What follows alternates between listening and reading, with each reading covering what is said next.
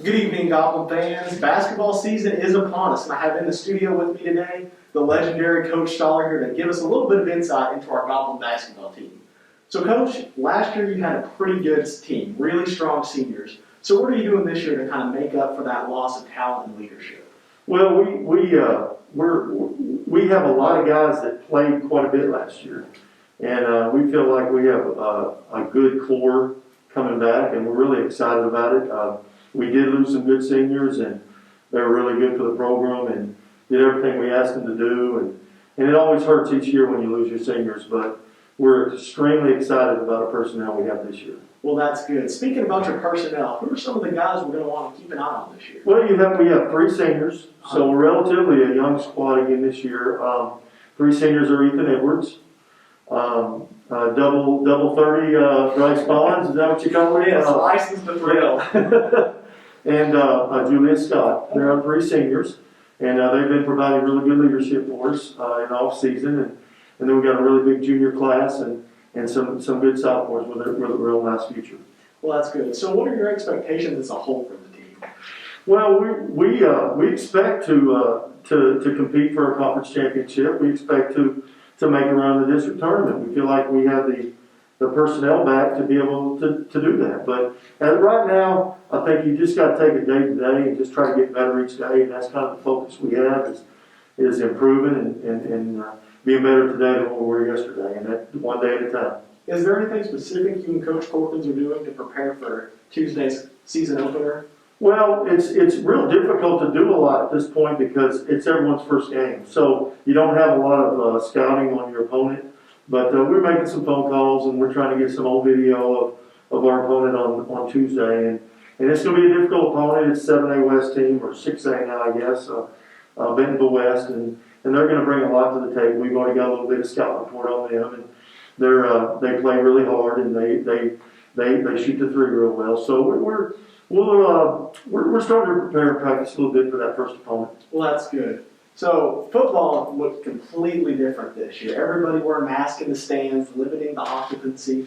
What's basketball going to look like? What are ticket sales going to be like? Can you just walk the fans through that process? Well, it's going to be the same thing. It's going to be a lot of the same thing that you can purchase tickets through the Harrison Goblin website, and it's, I think, a limited capacity. I believe it's 500 Harrison fans, and that's a big advantage for us in that we have a bigger arena, so we can bring more people in.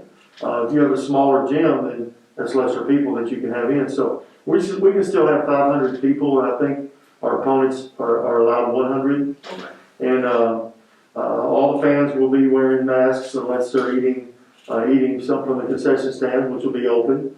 The players, the benches will be spaced 6 feet distance. The coaches have to wear masks, of course. I think you're going to see a lot of that. The players will have, I think we may have 2 basketballs and make sure they have a clean ball throughout the game, which is kind of different. Yeah. The bleachers won't be rolled out on the other side opposite the benches like they have been where the students normally sit, because I believe they're going to, for social distancing, and I believe the cheerleaders will be over there. They'll be on that area. They won't be allowed under the basket this year. So it's going to look different, but it's going to be basketball, and fans going to be in the seats. And I really don't think the band's going to be able to play either. I haven't heard much on that, but I think their regulations say they can't play. Do you know anything about the student section? Have you heard on that? I'm not for sure on that. I think they might be in the end zone. Okay. But Mr. Parker probably would answer that a lot better than I would at this point. But haven't heard. Hopefully the students will be there, and I'm sure they'll be ready and rowdy when they come. Yeah, student section or not, make sure you come out and support our Goblins. Every game, it's going to be different, so they need our support. We can still pack the arena and have a good crowd. 500 people is still a lot of people. It is. And normally, generally, before Christmas, the crowds aren't quite as big in basketball until, after Little Thomas starts ramping up a lot. And so after Christmas, the crowds really start ramping up. But hopefully people will come out, and you never know, what the future holds with the virus. But hopefully we'll get a season in, and should be fun. We played very good opponents this year.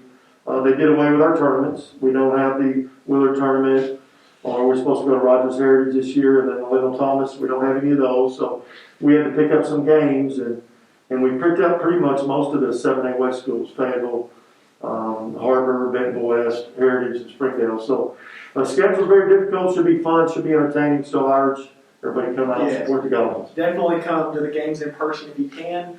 If not, similar to football season, GovTV will be live streaming all of our home games, but on the road games, we will not be able to make it. We'll do our best to share links out if schools do have broadcast programs. But for away games, since we're not going to be able to make it for you guys, we encourage you to make the drive if possible to go out and support Coach Stahler and his team. But for all your Goblin basketball news, keep it right here on GovTV.